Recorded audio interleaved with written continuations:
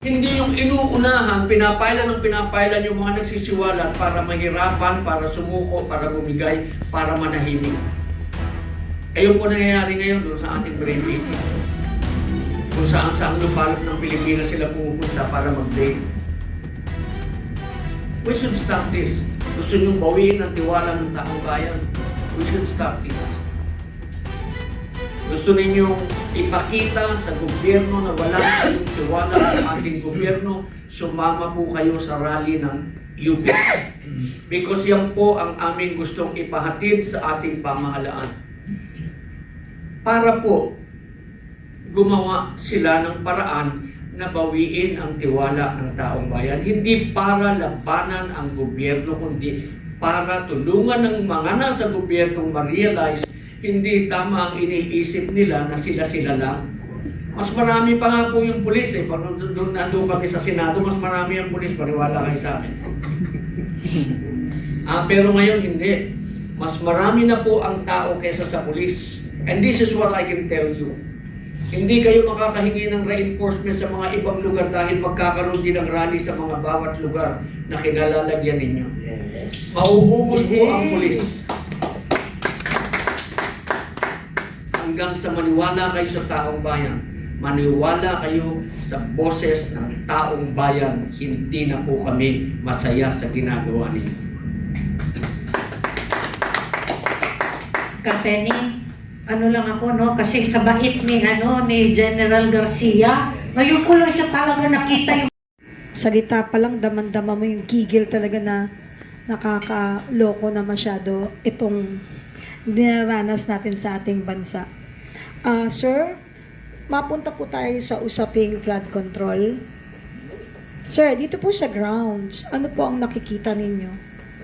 I know that may mga deep inside your heart, talagang nakakapanginig ng laman, pero gusto kong tanong, palpak ba to o talagang tunay na may korupsyon? Sir, please. Nakita niyo ba yung nakita niyo ba yung Coast Guard sa sukat? Grabe. Nagpapatrolya na po ang Coast Guard sa sukat.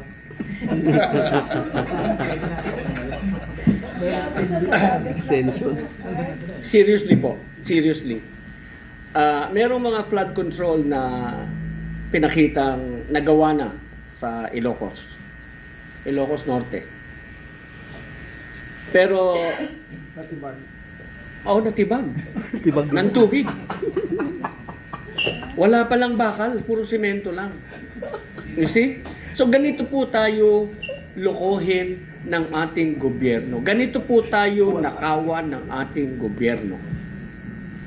Kaya kita nyo, yung tubig na pinadala sa atin ng Panginoon, ni Allah, para ipakita sa ating gobyerno, hindi rin kami sumasang-ayon sa ginagawa ninyo, kaya ibubulgar namin kayo. Pababahain namin sa inyong mga lugar. Tingnan mo yung mayayabang na nagsasalita sa La Union.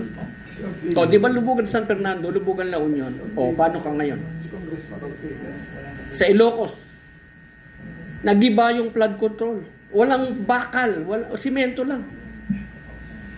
Ganitong klase bang gobyerno ang ating... Anong root cause nito? Political dynasty. Anong root cause nito? Yung pagbebenta po ninyo ng boto. Ngayon, namnamin ninyo yung tubig. Dahil sa mga barya-baryang tinanggap ninyo nung halalan. Namnamin ninyo ang tubig. Kasi kung bumoto kayo ng mga taong hindi politiko, yung talagang may pag-ibig, may pagmamahal sa bayan, dapat maayos ang inyong kalagayan ngayon. Pero hindi pa po huli ang lahat. Hindi po tao ang may kasalanan dito. Politika po ang may kasalanan. Ang mga politikong namimili, sila po ang may kasalanan. The voters are not hopeless. Nagbabago po ang ating mga mamamayan. And we are sure, we learn from this and we will expect a better government sa darating na panahon.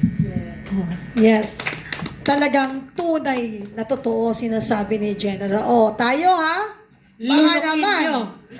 Baka naman makalimutan na naman ninyo. Ha? Kapeni, Yes. lunukin mo ang tubig baha Yeah. dahil binenta mo ang iyong boto. At binenta mo ang iyong karapatan. Ipuling daw natin yung tubig para magamit natin sa ibang panahon. Nakita niyo ba yung baba nagsasako ng tubig? Tubig ba? Pinaiipon kasi.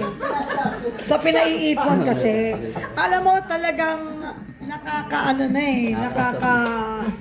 nakaka-insulto.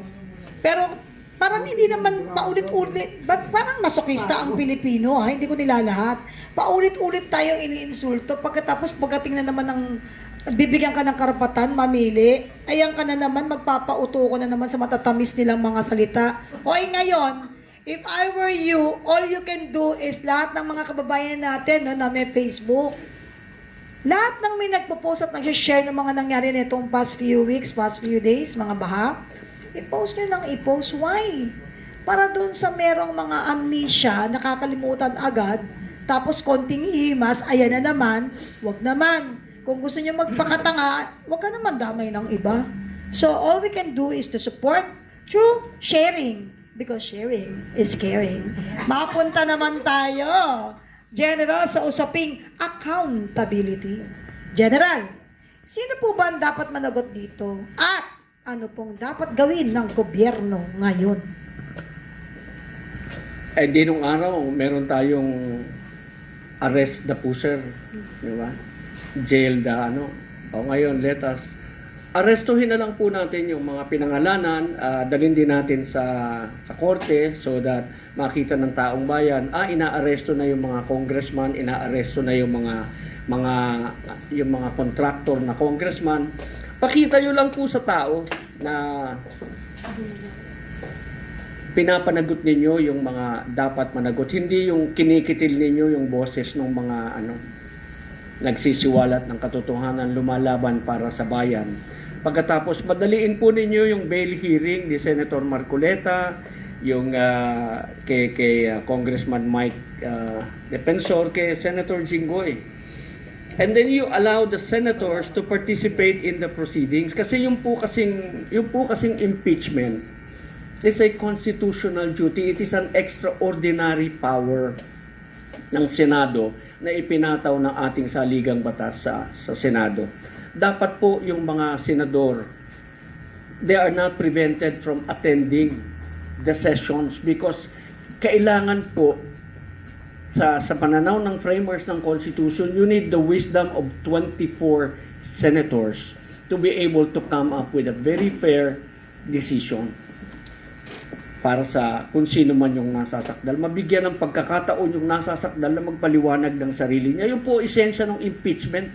Bigyan mo ng pagkakataon yung high government official sa bintang sa kanya. Bigyan mo ng pagkakataon. And then huhusgahan siya ng 24 wise men and women. Hindi mo po pwedeng limitahan yan. Patayin mo para mabawasan. See? 23, 22, 20, kung ilan ang gusto mo. Yun lang po kasi pwedeng mabawasan yung 24 may mamatay, may mag-resign. Other than that, you have to reckon with 24. You cannot reduce that. Inuunahan ko na po, pasensya na kayo, nabanggit ko ngayon dahil ang aking basa sa Senado dahil sa kanilang ginagawa, rumaragasa po yan na parang trend, they will convict regardless.